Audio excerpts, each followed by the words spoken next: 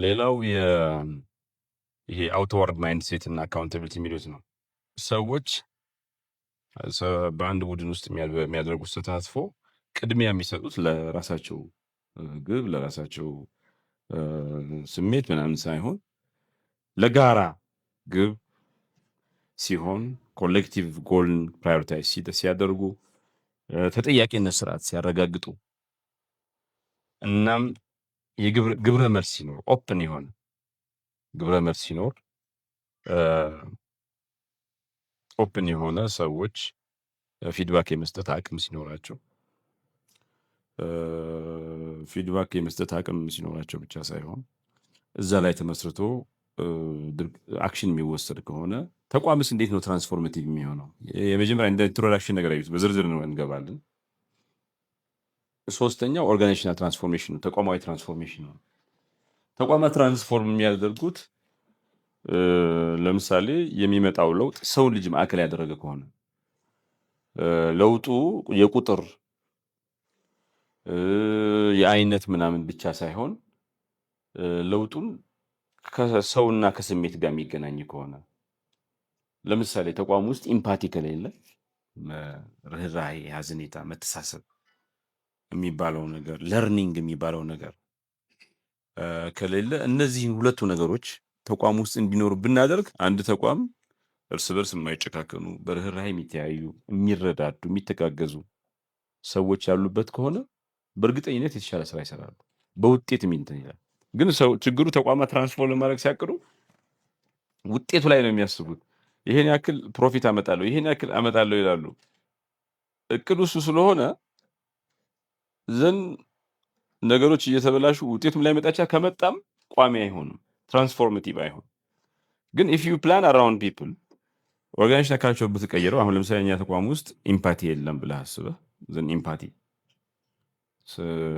ኢንፎርማል መረዳዳት፣ ኢንፎርማል ቶክ፣ ፐርሰናል ቶክ፣ ሰርግ ሀዘን ላይ መጠያየቅ፣ ሰዎች ሲወድቁ ስራ አፈጻጸም ላይ እንትን ሲሉ ምን ሆኖ ነው ብለው መስሪያ ቤት ውስጥ ሰዎች እንዲተሳሰቡ፣ እንዲረዳዱ፣ ኢምፓቴቲክ የሆነ ግንኙነት እንዲኖራቸው፣ ከፍቷቸው ሲመጡ ምን ነው ብሎ የሚያወራቸው የሚያናገራቸው አንደርስታንድ የሚያደርጋቸው ኢንቫይሮንመንት ሲኖር ሲቀሩ ማታ አሁን 4 ሰዓት ቢመጣ አንድ ሰው አረፈድክ ብለህ ግን ጠዋት ልጁ ታማበት መኪና የለውም ሆስፒታል ደርሶ እንትን ብሎ ተንገላቶ አሳክሞ መጥቶ እያለ አንተ ምን እንደሆነ ሳትጠይቀው ሳትረዳው ደብዳቤ ብትጽፍበት ወይ ምን ብትልበት ዘንድ ሰው ሁሉ በየቀኑ በየጊዜው የሆነ ችግር ያጋጥመዋል። ከዛ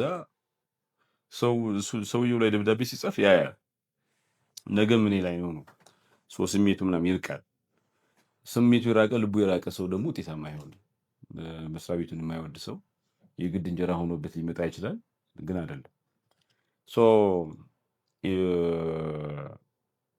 ኢምፐቲ ለርኒንግ የሚባለው ነገር የአንድን መስሪያ ቤት ሲከታመን በከፍተኛ ደረጃ ይጨምራል። የኛ የማኔጅመንት ስታይል ምናምን ውስጥ መስሪያ ቤቶችም ፐርሰናል ግሮዝ ላይ ኢንቨስት አያደርጉም፣ የራሱ ጉዳይ ስለሚመስላቸው ማለት ነው። ለምሳሌ አንድ ሰው ሪአክት የሚያደርግ ሰው አለ።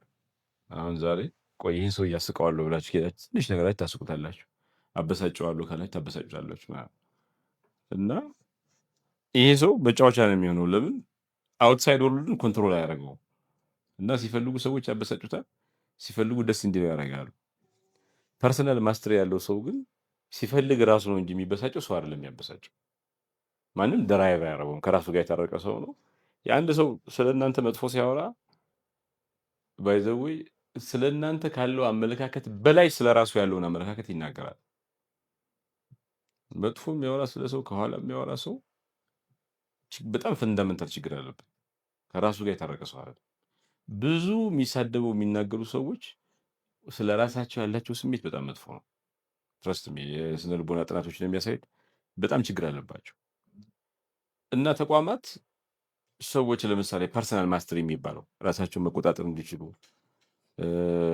ህይወታቸውን መቆጣጠር እንዲችሉ፣ የቤተሰቦቻቸውን ህይወት የተሻለ እንዲያደርጉ ብቻ ጥሩ ሀቢት እንዲኖራቸው፣ መጥፎ ሀቢት እየተዉ ጥሩ ሀቢት እንዲኖራቸው ምናምን ማለት መስሪያ ቤቶች መስራት አለባቸው።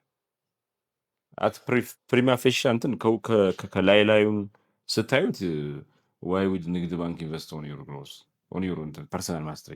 ግን አንተ ፐርሰናል ማስትሪ ሲኖር ንግድ ባንክ በጣም ይጠቀማል፣ ብዙ ነገር ያገኛል። እሱን በዝርዝር እናየዋለን።